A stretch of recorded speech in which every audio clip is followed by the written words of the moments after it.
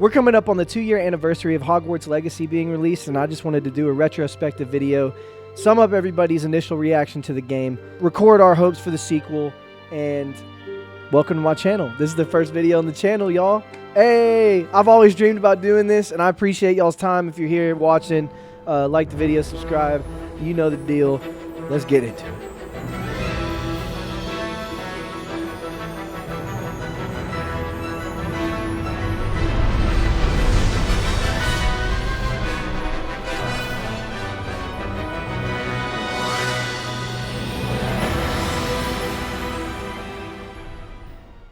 Now that it's 2025, we're coming up on the 2-year anniversary of Hogwarts Legacy being released. I wanted to do a retrospective video, sum up what everybody's initial reaction to the game was, and also everybody's outlook after the hype wore off and our hopes for the sequel. I also want to clarify, this is my first playthrough of the game, but the only reason I didn't play through when it first came out, because I didn't have anything to play it on, but I just built a brand new gaming PC. That's why I started this channel.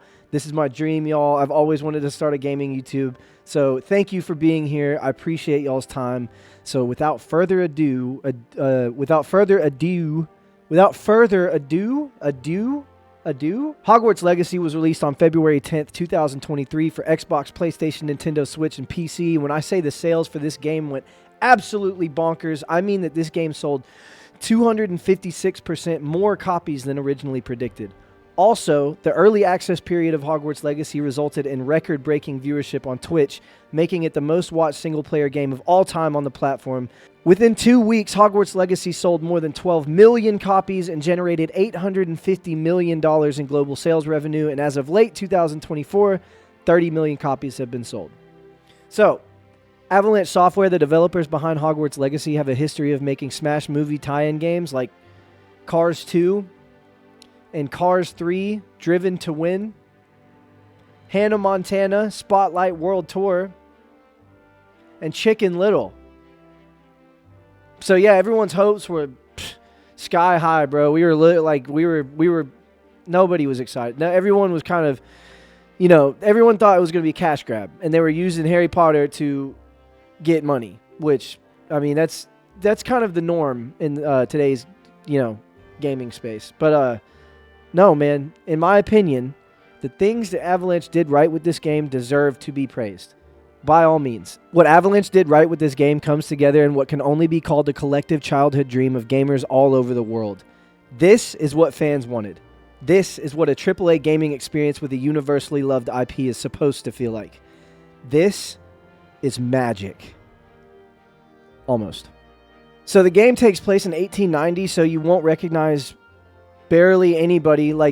There's some family names that you will recognize, obviously, and the castle's the same. The castle has been the same for hundreds of years, and it is, oh my god, it is beautiful. It is amazing. It is my childhood dream manifest. It is incredible. I got chills so many times just walking around the castle, just exploring. I never could figure it out, which way to go. I always was pulling up my map.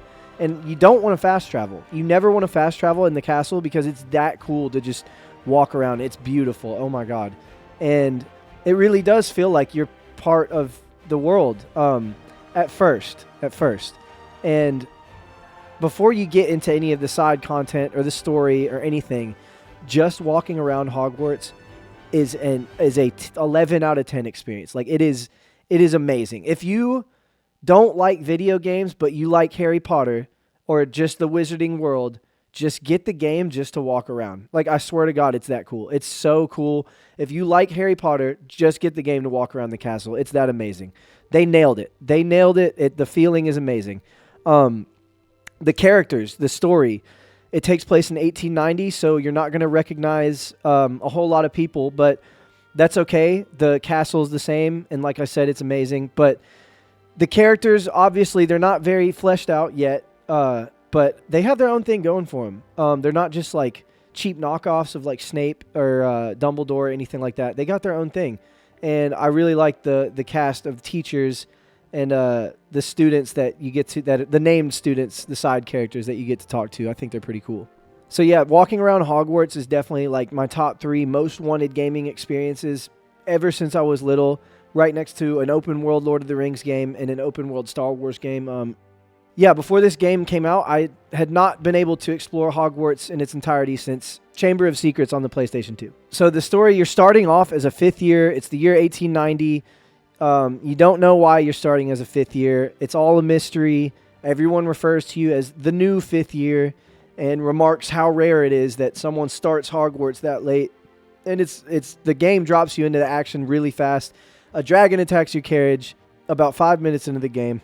You watch a guy get murdered by the dragon, and it's crazy. It's all a mystery, and you spend the next 30 to 40 hours figuring out the mystery of why you can see this ancient magic, and it all fits in really well with the universe of Harry Potter, in my opinion.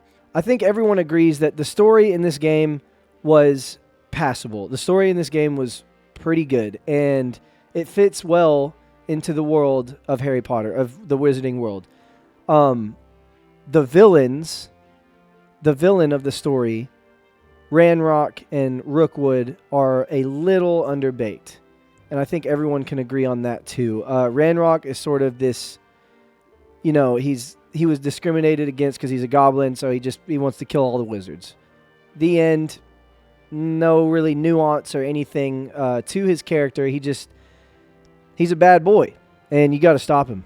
And Rookwood is even... He's probably the most annoying character in the game. I killed him, and I was laughing as I killed him. That's how much there's no nuance to these two dudes. They're just bad boys. You got to take them out. The end. So I think everyone can agree on that they were a little underbaked. But there's this one quest line that you do in the game with a side character called Sebastian Sallow. The quest line that you do with Sebastian and Ominous, who's a blind wizard, and they're both Slytherins, and I played a Slytherin on my first playthrough, and I am a Slytherin in real life. I took the quiz. I'm a Slytherin. And it should have been the main quest. Everyone that I see talking about this game agrees. This side quest, where you learn the unforgivable curses, you go to Salazar Slytherin's little secret room thing, and it should have been the nuance, the character development, the themes that you explore of seeking power to help a loved one and pushing the limits of what is morally right to help someone that you care about, and what you are willing to take in order to help the people that you care about. And I think the themes and everything that were explored in that side content definitely were so much stronger than the stuff that was the main story with Ranrock. Everyone that I've seen talk about this game agrees on that. And I would love in the next game if they made the main content something more along the lines of, okay, like morally gray, like it's not so cut and dry what the right answer is. Like the whole thing with Sebastian is he's trying to help his sister, right? And to help his sister, she was cursed by one of Ranrock's, baddies. And to help her, Sebastian believes that you have to learn the unforgivable curses to uncurse her. And it's really interesting watching this young wizard who is he's meaning well to help somebody go down this path of corruption and darkness. And it is on par with like Star Wars, Anakin, same thing. It's a tale as old as time, but there's a reason. Like it's good. It's really good. It's like Macbeth. Like it's so good. It's so freaking good. And whatever they do with the second game, the storyline, Avalanche, make it like that. That was chef's kiss. That shit was phenomenal. I loved it. The combat in this game, another thing that everyone kind of was, we've all played Harry Potter games before. We were thinking, PlayStation 2, Xbox 360 era Harry Potter games, like how good can you make the combat?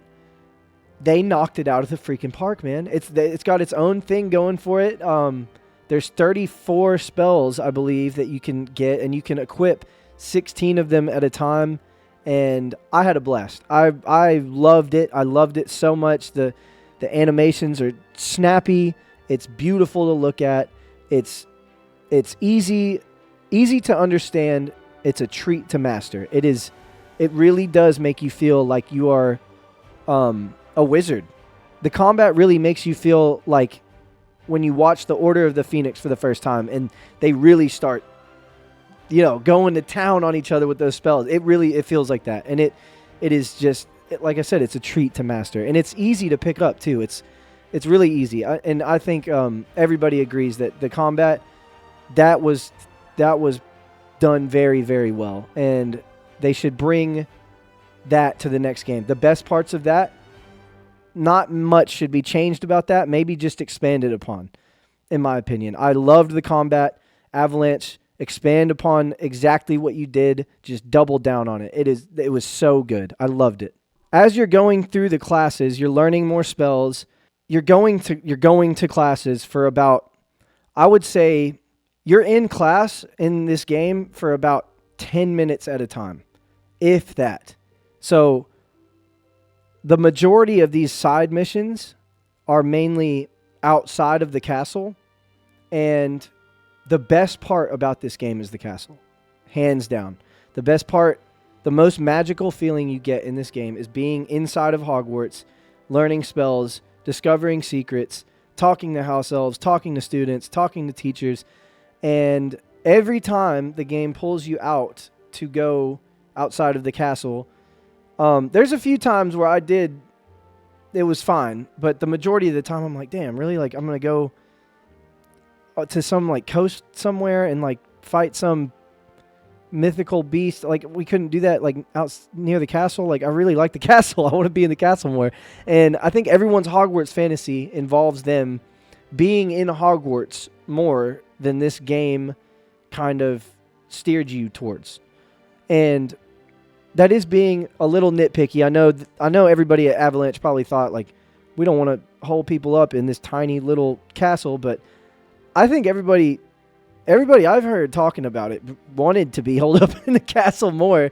And I would like to be more in the castle in the sequel, obviously. It is its strongest setting by far, by a long, long way. And another thing about the side content in this game, after a while, after you go to a few classes, you start doing the main story missions, and the pacing, by the way, the pacing in this game is really good.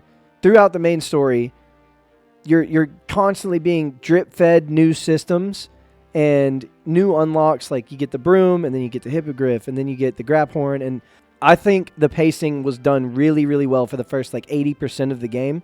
Towards the end, it kind of falls off.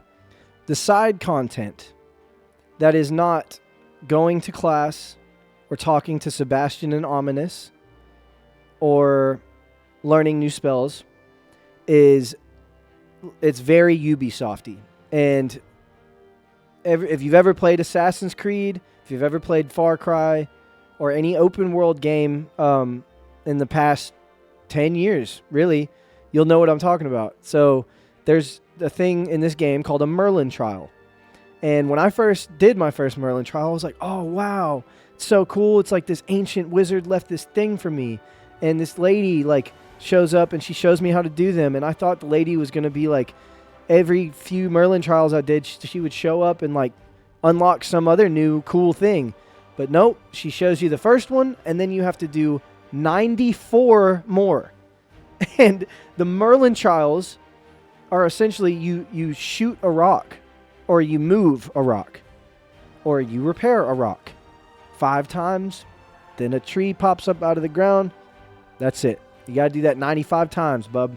And the Merlin trials are tied to how much inventory space you have.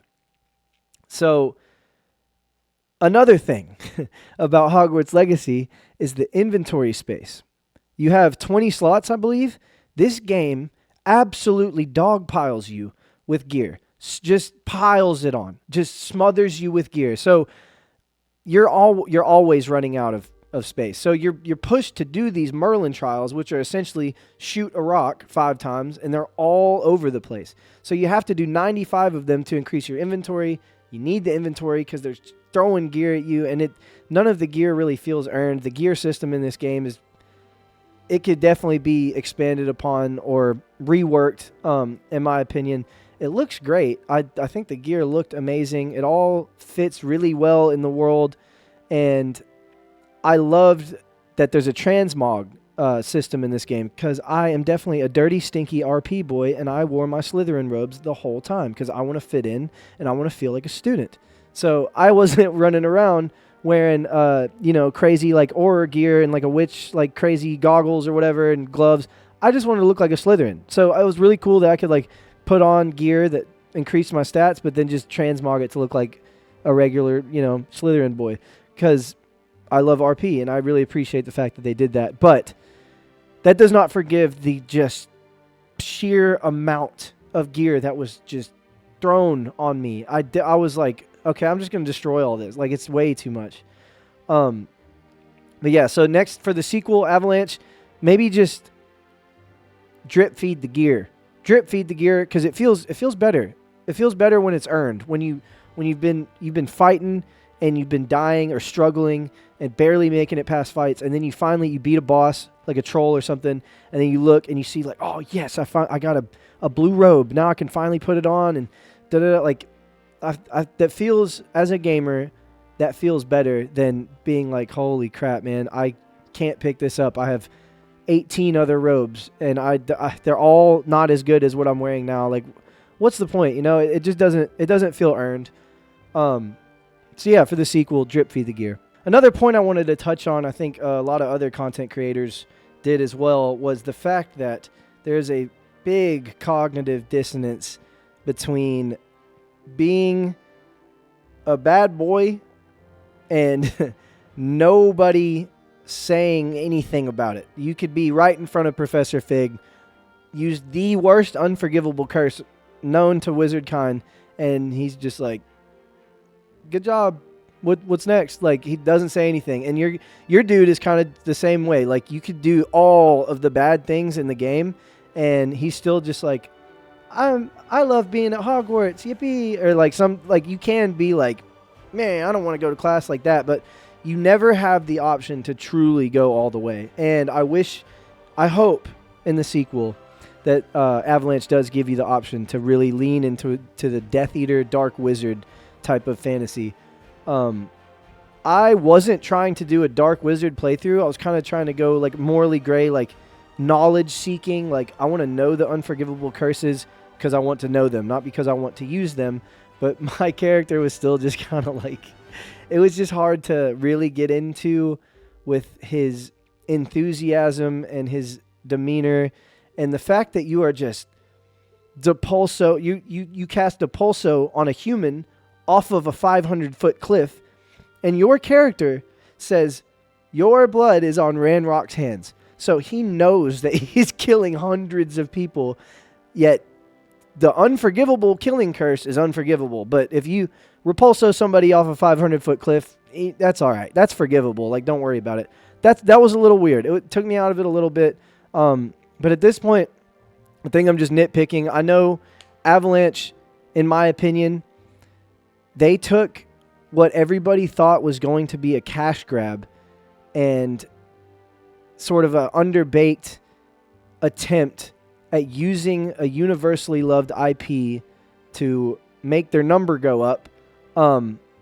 They captured something magical here, in my opinion, and I have high hopes for the sequel. WB Games has said that they are making this sequel their highest priority right now. And they also said that the next game is going to tie in with the HBO show about Harry Potter, and it's going to be a remake of the first 7 books. And I'm very, very excited about that. I don't know how they're going to tie it in to the books. You cannot possibly make a Hogwarts game where you're not Harry Potter, but Harry Potter is attending the school. That's impossible. They're not going to do that. I know they're not. So I'm wondering, are they going to make the setting the First Order of the Phoenix in the late 70s with James Potter and Sirius Black when they were in school with the first rise of Voldemort? That would be dope. That would be dope. Avalanche, if you're listening, please make it. Oh my God, please make it the First Order of the Phoenix. I think I speak for everybody when I say that we would all love that. We would all love that. What y'all think about the game? What are y'all's hopes for the sequel? Let me know in the comments below. If you made it this far, I really appreciate you. This is my first video. Also, let me know in the comments below, like, any notes for my content. I don't know what I'm doing. I'm just out here doing it. I've always wanted to make a YouTube channel, so I do take criticism very well. Anything y'all got for me, let me know in the comments. I appreciate y'all's time. I'll catch y'all in the next one. Peace.